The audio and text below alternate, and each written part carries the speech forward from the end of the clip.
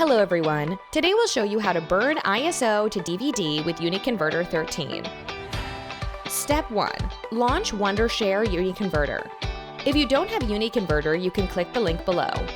Go to DVD Burner. Step 2. Load ISO files.